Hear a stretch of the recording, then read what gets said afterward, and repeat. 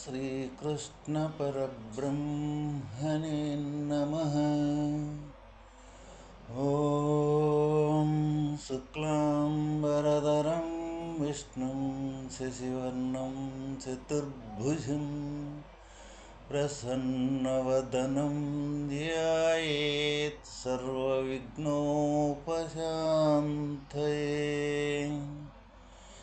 శ్రీ భగవద్గీత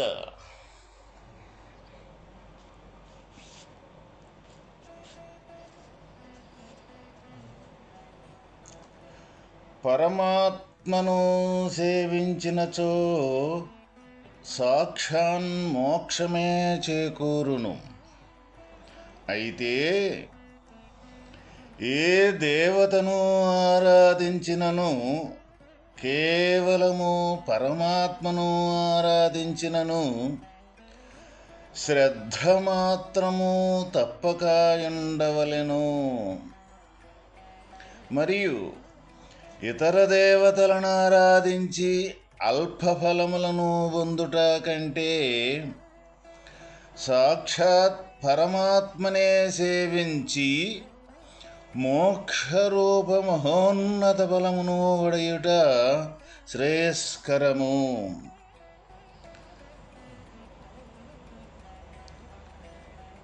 ఏ దేవతలను ఆరాధించినా, ఎవరిని ఆరాధించినా శ్రద్ధ అనేది తప్పనిసరిగా ఉండవలెను.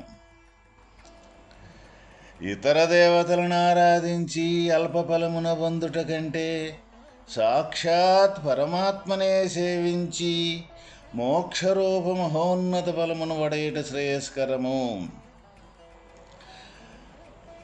మనం ఏ దేవతలను, యజ్ఞ యాగాదులను,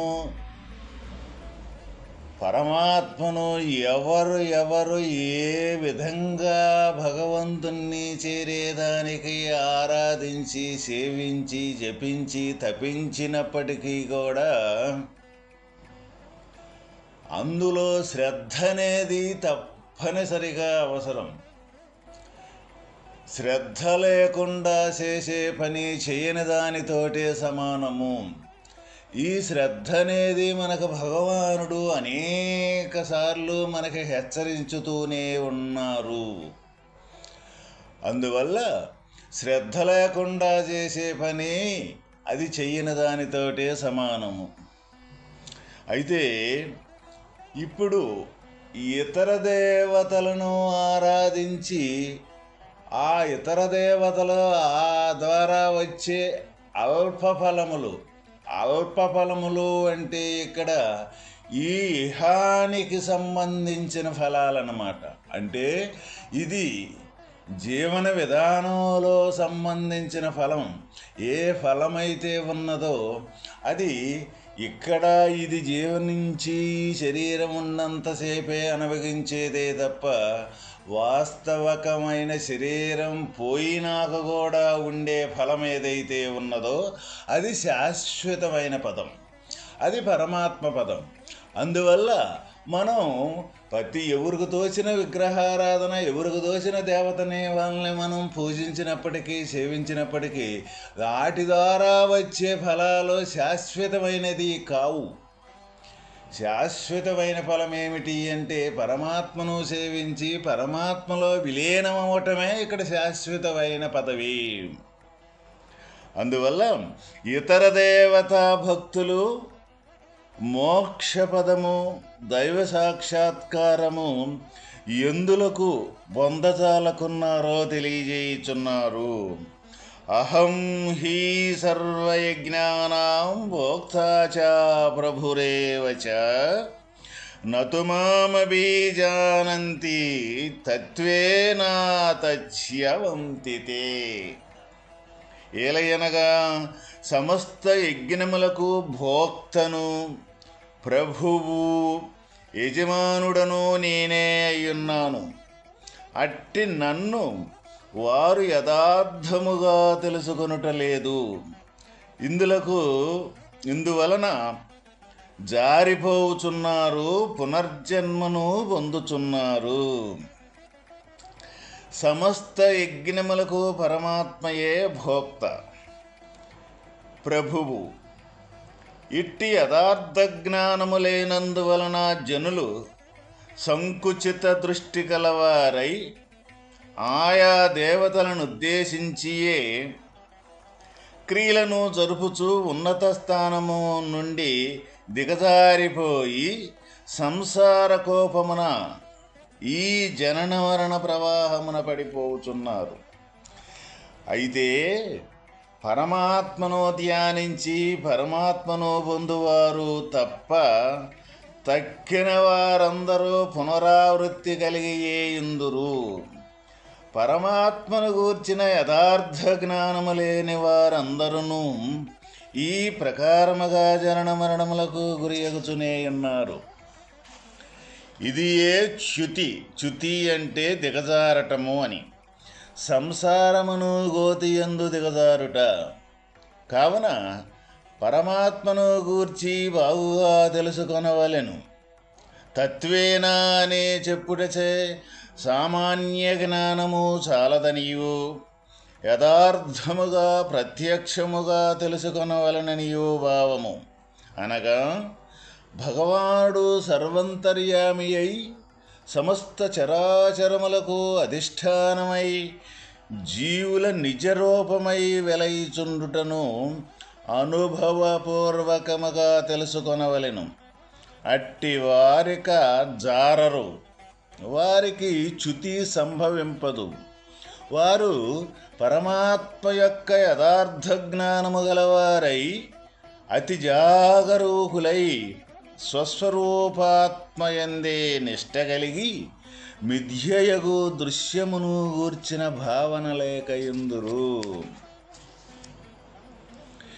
ఇక్కడ ఎవరు చ్యుతి చెందుతూ ఉన్నారు అంటే పరమాత్మ తప్ప ఇతర దేవతలను ఆరాధించి ఆ దేవతల ద్వారా వచ్చే ఫలాఫలితాలు ఏవైతే ఉండయో ఆ ఫలాఫలితాలనే అనుభవించుకుంటూ ఇదే దైవ మార్గము అనుకొని ప్రయాణం చేసే ఏ భక్తులైతే ఉన్నారో ఆ భక్తులు చ్యుతి చెందుతూ ఉన్నారు. చ్యుతి అంటే సంసార కోపములో దిగజారిపోవటము అని.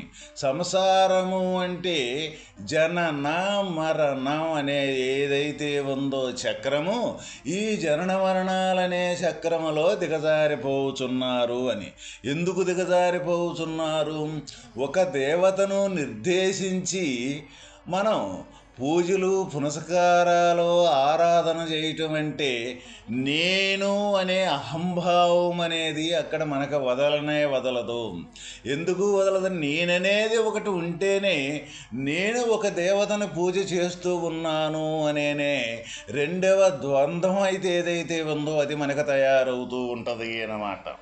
ఇక్కడ వాస్తవికంగా ఈ నేనే ఈ సంసారానికి మూల కారణం.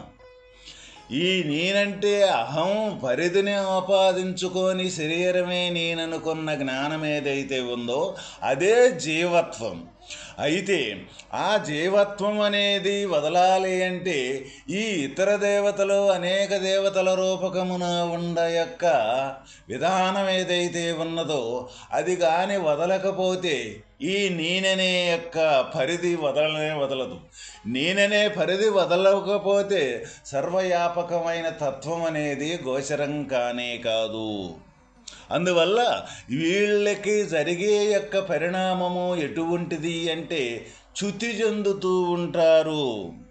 అంటే ఈ సంసారం అనే గోతి యందు దిగజారిపోతూ ఉంటారు. దిగజారిపోతే మళ్ళీ జరిగే పరిణామం ఏంటిది అంటే మళ్ళీ పునరపి జననం పునరపి మరణం. ఎప్పుడైతే మనం జనించామో మళ్ళీ అప్పుడు తప్పనిసరిగా మరణించటం అనేది అది తథ్యం. అందువల్ల మరి ఇది తప్పించుకోవాలి అంటే తప్పనిసరిగా పరమాత్మ స్థితిని పొందటమే ఇక్కడ వాస్తవమైన తప్పించుకోవటం అంటే. అయితే పరమాత్మ స్థితిని పొందాలి అంటే ఆ నిరంతరము ఈ ముందు ఈ నేననే ప్రజ్ఞ ఈ శరీరంలో ఈ నేననే ప్రజ్ఞ అనేది అది జ్ఞానరూపకంగా ఏ విధంగా మన అంతర్గతంగా ఉన్నదో ఆ ప్రజ్ఞని ముందు తెలుసుకొని ఆ ప్రజ్ఞ రూపకమే జ్ఞానంగా తను భావించి ఆ ప్రజ్ఞే తానయ్యి ఈ ఇంద్రియాదులతోటి సంబంధించిన కార్యకలాపాలు ఏవైతే ఉండయో అదే ఇక్కడ ప్రపంచం. అయితే అటువంటి ప్రపంచం మొత్తం కూడా ఈ నేననే ప్రజ్ఞతోటే జరిగేటప్పుడు ఇప్పుడు ఇక ఇతర దేవతలు కానీ ఒక రాక్షసులు కానీ ఈ ప్రపంచం కానీ ఇది మొత్తం ఈ నేననే ప్రజ్ఞతోటే ఇది మొత్తం మనం గుర్తెరగటం జరుగుతూ ఉన్నది. అయితే ఈ నేననే ప్రజ్ఞతోటే ఇది మనం గుర్తెరిగేటప్పుడు ఎక్కడైతే గుర్తనేది పుట్టిందో అప్పుడే మనకి ఆకారం తయారయ్యింది అని లెక్క. లేకపోతే గుర్తనేది ఒకటి ఎరుగుతున్నాము అంటే ఆ గుర్తెరిగేదానికి ఆధారమైన స్వరూపం మన అంతరంలోనే ఉంటేనే అది మనమై ఉంటేనే గుర్తెరిగేది ఒకటి ఎరగటం జరుగుతూ ఉన్నది. ఈ గుర్తెరిగేది ఉన్నంతసేపు ఈ నానా రకాలుగా దేవతలు కానీ ఆరాధనలు కానీ ఈ మతాలు కానీ ఈ అనేకత్వం మొత్తం కూడా ఎక్కడి నుంచి వచ్చింది అంటే ఈ గుర్తెరిగే కాడి నుంచే వచ్చింది. ఇప్పుడు నేను గుర్తెరగకపోతే వేరే గుర్తించబడేది ఇంకో వస్తువు అంటూ లేనే లేదు కదా. అప్పుడు ఈ గుర్తెరిగేది ఎక్కడి నుంచి వస్తూ ఉన్నది? మన అంతరంలో నుంచే జ్ఞానంలో నుంచే వస్తూ ఉన్నది. ఆ జ్ఞానంలో నుంచి గుర్తొచ్చినాకే మనం ఈ ఇతర దేవతలకు సంబంధించిన పూజలైతేనేమి ఈ మనం దానికి సంబంధించిన ధ్యానం అయితేనేమి దానికి సంబంధించిన యజ్ఞయాగాదులైతేనేమి ఇవన్నీ కూడా తయారవుతున్నాయి. అప్పుడు ఈ నేననే ప్రజ్ఞ వదలకుండా ఉండబట్టే కదా మనం ఇవన్నీ చేస్తూ ఉన్నది. అందువల్ల ఇదంతా కూడా ప్రపంచానికి సంబంధించిన విషయమే. అయితే మంచి విషయం కావచ్చు, కానీ అందులో నుంచి మంచిదైనంత మాత్రాన అందులో నుంచి సంసారం అనే గోతిలో నుంచి బయటపడటం అంటూ వీలు కానే కాదు. ఎందుకు అంటే మంచి అంటే బంగారపు సంఖ్యలతోటి బంధించేది, చెడు అంటే ఇనప సంఖ్యలతోటి బంధించేది. ఈ రెండూ కూడా మనల్ని బంధంలో పడేసేయే. ఏమిటి ఆ బంధము అంటే ఈ జనన మరణం అనే సంసార ప్రవాహం ఏదైతే ఉందో అదే ఇక్కడ మనకు బంధం. ఇక్కడ వాస్తవికంగా భగవానుడు మనకు తెలియజేసేది ఏమిటి అంటే ఈ సంసారం అనే కోపములో నుంచి తప్పించుకునే మార్గం ఏదైతే ఉన్నదో దాన్ని గురించే మనకు ఈ భగవద్గీత మొత్తం కూడా మనకి తెలియజేయటం జరుగుతూ ఉన్నది. ఎవరైనా సరే ఈ జనన మరణం అనే సంసారములో నుంచి తప్పించుకునే మార్గం ఏదైతే ఉన్నదో అది వాస్తవమైన దైవ మార్గం.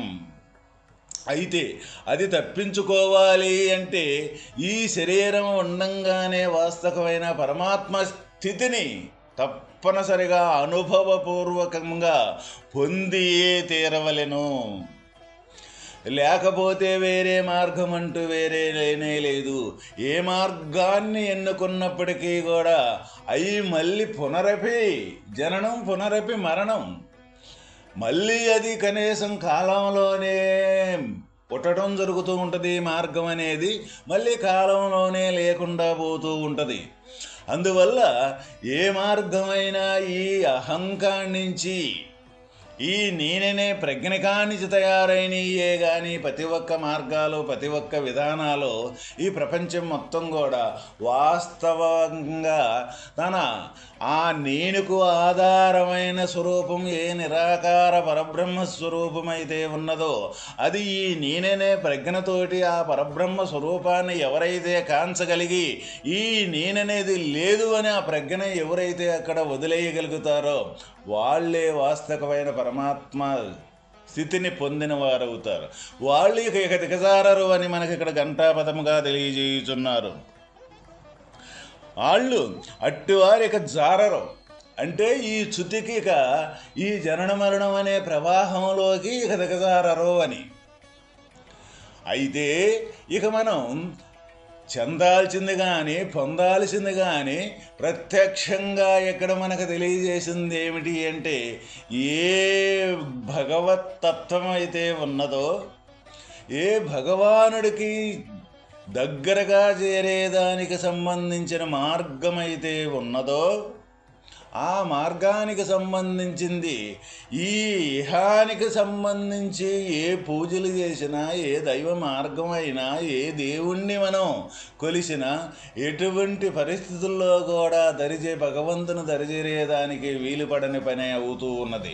అందువల్ల ఇది అంతా కూడా దీనికి సంబంధించింది, బయటికి సంబంధించిందే. ఇది బయటికంటే ఆ దృశ్యరూపకానికి సంబంధించిందే. దృశ్యరూపకం అంటే కొంచెం చేపుండి కొంచెం లేకుండా పోయేదేదైతే ఉందో అదే దృశ్యరూపకం. ఈ దృశ్యరూపకములే నిజము అనుకొని మనం ప్రయాణం చేసేనంతసేపు వాస్తవమైన దృశ్యానికి దృక్రూపకంగా ఉండే ఆత్మస్థితిని మనం ఎవరము కూడా పొందలేము, చెందలేము. కాబట్టి ఇక్కడ సత్యం అంటే ఏంది, అసత్యం అంటే ఏంది, మన జీవన విధానానికి సంబంధించిన సత్యం అసత్యాన్ని కాదు మనం ఎంచుకోవాల్సింది. ఎప్పుడూ శాశ్వతంగా ఉండే సత్యం ఏదైతే ఉన్నదో అదే ఇక్కడ పరమాత్మ వస్తువు. ఆ శాశ్వతంగా ఉండే వస్తువుని ఎవరైతే దర్శించగలిగి తననే ఉనికి లేకుండా అక్కడ పోయే యొక్క స్థితిని, తన అనుభవము కూడా లేకుండా తద్రూపమైపోయేది ఏదైతే ఉందో అదే దైవ మార్గం. దానికే అనేక రకాల పేర్లు మనకు పెట్టారు. ఆ పేర్లే పరమాత్మను చేరటమని, మోక్షమని, లేకపోతే బట్ట బయలని, ఈ విధంగా పరమాత్మ యొక్క స్థితిని పూర్వీకులు మన పెద్దలు ఎవరైతే ఉండాలో దర్శించిన వాళ్ళు అనేక రకాల పేర్లు పెట్టారు. ఏ పేరు పెట్టినప్పటికీ కూడా తనకు తానుగా చేసుకోవలసిందే, తనకు తానుగా తీసుకొచ్చుకున్న బంధనం ఏదైతే ఉందో ఆ బంధం ఎవరికి వాళ్ళే వదిలించుకోవాల్సిందే. ఇది ఎవరు కూడా వదిలించేది కాదు. ఈ బంధం అనేది బయట సంబంధించిన దృశ్యరూపకానికి సంబంధించిన ఏ అయితే కొద్ది ఉపకారాలు ఏవైతే ఉండయో ఈ చేయగలుగుతాము. కానీ ఈ బంధం మట్టికి ఎవరు కూడా ఎటువంటి ఉపకారం చేయలేరు. కాకపోతే వెళ్ళిన మార్గం ఏదైతే ఉందో మార్గాన్ని సూచన చేయగలుగుతారే తప్ప పెద్దలైతే వాస్తవికంగా బంధం మట్టుకి ఎవరికి వాళ్లే తొలగించుకోవాల్సిందే. ఎందుకు ఎవరికి వాళ్లే తొలగించుకోవాల్సింది? ఇది ఎవరో ప్రత్యేకించి తగిలించింది కాదు.